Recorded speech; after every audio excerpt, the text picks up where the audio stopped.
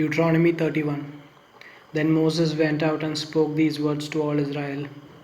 I am now 120 years old, and I am no longer able to lead you. The Lord has said to me, You shall not cross the Jordan. The Lord your God himself will cross over ahead of you. He will destroy these nations before you, and you will take possession of their land. Joshua also will cross over ahead of you, as the Lord said. And the Lord will do to them what he did to Sihon and Og, the kings of Amorite, whom he destroyed along with their land.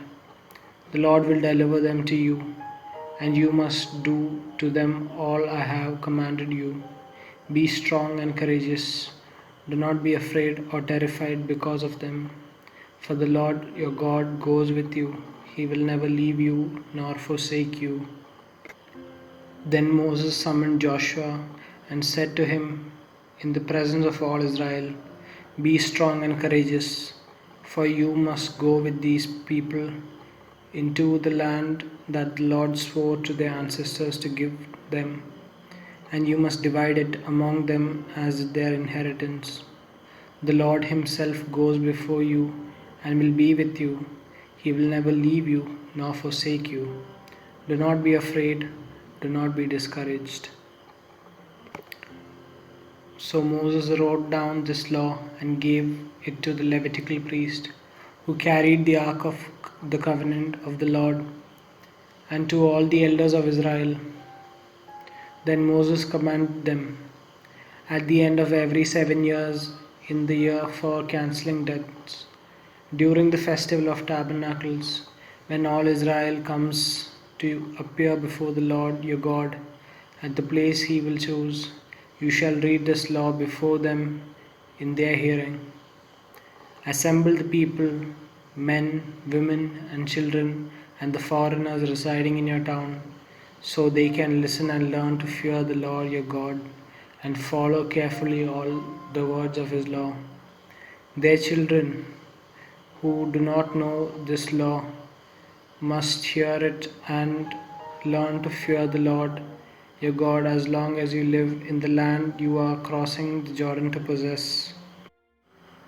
The Lord said to Moses, Now the day of your death is near. Call Joshua and present yourself at the tent of the meeting, where I will commission him. So Moses and Joshua came and presented themselves at the tent of the meeting. Then the Lord appeared at the tent in a pillar of cloud, and the cloud stood over the entrance to the tent. And the Lord said to Moses, You are going to rest with your ancestors, and these people will soon prostitute themselves to the foreign gods of the land they are entering. They will forsake me and break the covenant I made with them.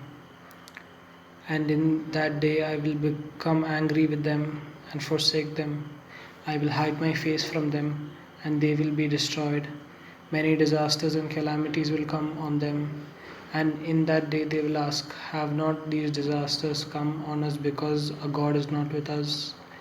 And I certainly will hide my face in that day because of all their wickedness in turning to other gods. Now write down this song and teach it to the Israelites, and have them sing it, so that it may be a witness for me against them. When I have brought them into the land flowing with milk and honey, the land I promised on oath to their ancestors, and when they eat their fill and thrive, they will turn to other gods and worship them, rejecting me and breaking my covenant.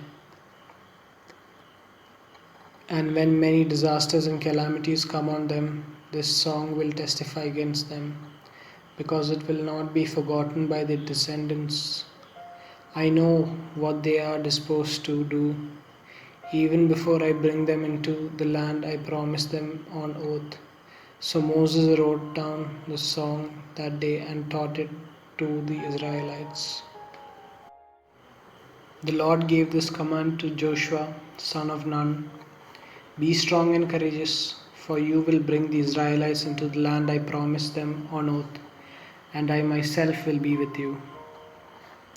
After Moses finished writing in a book the words of this law from beginning to end, he gave this command to the Levites who carried the ark of the covenant to the Lord, "Take this book of law and place it beside the ark of the covenant of the Lord your God. There it will remain as a witness against you, for I know how rebellious and stiff-necked you are. If you have been rebellious against the Lord while I am still alive and with you, how much more will you rebel after I die? Assemble before me all the elders of your tribes and all your officials, so that I can speak these words in their hearing and call the heavens and the earth to testify against them. For I know that after my death you are sure to become utterly corrupt and to turn from the way I have commanded you. In the days to come, disaster will fall on you because you will do evil in the sight of the Lord and arouse his anger by what your hands have made." And Moses recited the words of this song from beginning to end in the hearing of the whole assembly of Israel. Deuteronomy 32. Listen, you heavens, and I will speak. Hear, you earth, the words of my mouth. Let my teaching fall like rain, and my words descend like dew, like showers on new grass, like abundant rain on tender plants. I will proclaim the name of the Lord. Oh, praise the greatness of our God. He is the rock, his works are perfect, and all his ways are just. A faithful God who does no wrong, upright and just he is. They are corrupt and not his children. To their shame, they are a warped and crooked generation. Is this the way you repay the Lord, you foolish and unwise people? Is he not your Father, your Creator, who made you and formed you? Remember the days of old, consider the generations long past. Ask your father and he will tell you, your elders and they will explain to you. When the Most High gave the nations their inheritance, when he divided all mankind, he set up boundaries for the people, according to the number of sons of Israel. For the Lord's portion is his people, Jacob his allotted inheritance. In a desert land he found him, in a barren and howling waste. He shielded him and cared for him. He guarded him as the apple of his eye, like an eagle that stirs up its nest and hovers over its young, that spreads its wings to catch them and carries them aloft. The Lord alone led him, no foreign god was with him. He made him ride on the heights of the land and fed him with the fruits of the field. He nourished him with honey from the rock and with oil from the flinty crag, with curds and milk from herd and flock, with fattened lamb and goat, with choice rams of Bashan and the finest kernels of wheat. You drank the foaming blood of the grape. Jeshurun grew fat and kicked. Filled with the food, they became heavy and sleek. They abandoned the God who made them and rejected the rock their Savior. They made him jealous with their foreign gods and angered him with their detestable idols. They sacrificed to false gods, which are not God, gods they had not known, gods that recently appeared, gods your ancestors did not fear. You deserted the rock who fathered you. You forgot the God who gave birth to you. The Lord saw this and rejected them, because he was angered by his sons and daughters. I will hide my face from them, he said, and see what their end will be. For they are a perverse generation, children who are unfaithful. They made me jealous by what is no God, and angered me with their worthless idols. I will make them envious by those who are not a people. I will make them angry by a nation that has no understanding. For a fire will be kindled by my wrath, one that burns down to the realm of the dead below. It will devour the earth and its harvest, and set afire the foundation of the mountains. I will heap calamities on them and spend my arrows against them. I will send wasting famines against them, consuming pestilence and deadly plague. I will send against them the fangs of wild beasts, the venom of vipers that glide in the dust. In the street the sword will make them childless, in their homes terror will reign. The young men and young women will perish, the infants and those with grey hair.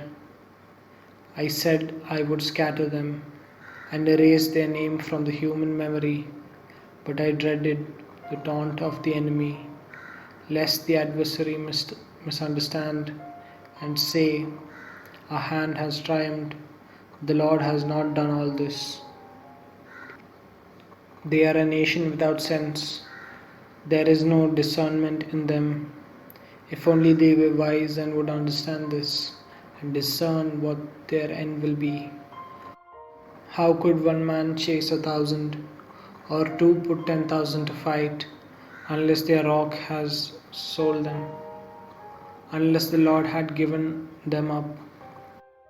For their rock is not like our rock, as even our enemies concede. Their wine come from the vine of Sodom, and from the fields of Gomorrah. Their grapes are filled with poison, and their clusters with bitterness. Their wine is the venom of serpents, the deadly poison of cobras. Have I not kept this in reserve and sealed it in my vaults? It is mine to avenge, I will repay. In due time their foot will slip, their day of disaster is near, and their doom rushes upon them. The Lord will vindicate his people and relent concerning his servants. When he sees their strength is gone, and no one is left, slave or free, he will say, "Now where are their gods, the rock they took refuge in, the gods who ate the fat of their sacrifices and drank the wine of their offerings? Let them rise up to help you, let them give you shelter." See, now that I myself am He, there is no God beside me. I put to death and I bring to life. I have wounded and I will heal, and no one can deliver out of my hand. I lift my hand to the heaven and solemnly swear, as surely as I live forever, when I sharpen my flashing sword and my hand grasp in its judgment, I will take vengeance on my adversaries and repay those who hate me. I will make my arrows drunk with blood, while my sword devours flesh, the blood of the slain and the captives, the head of the enemy leaders.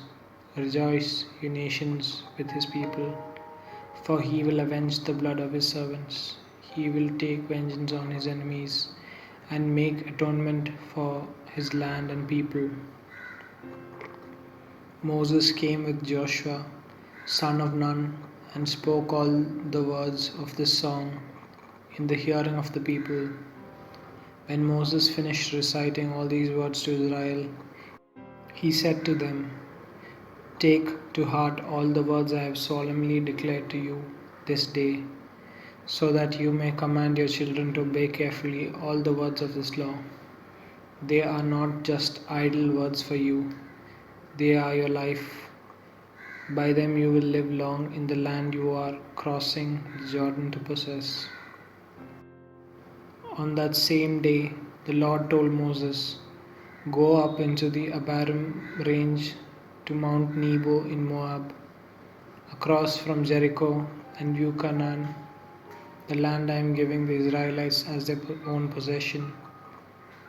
There on the mountain that you have climbed, you will die and be gathered to your people, just as your brother Aaron died on Mount Hor and was gathered to his people. This is because both of you broke faith with me in presence of the Israelites at the waters of Meribah Kadesh in the desert of Zin, and because you did not uphold my holiness among the Israelites. Therefore you will see the land only from a distance. You will not enter the land I am giving to the people of Israel.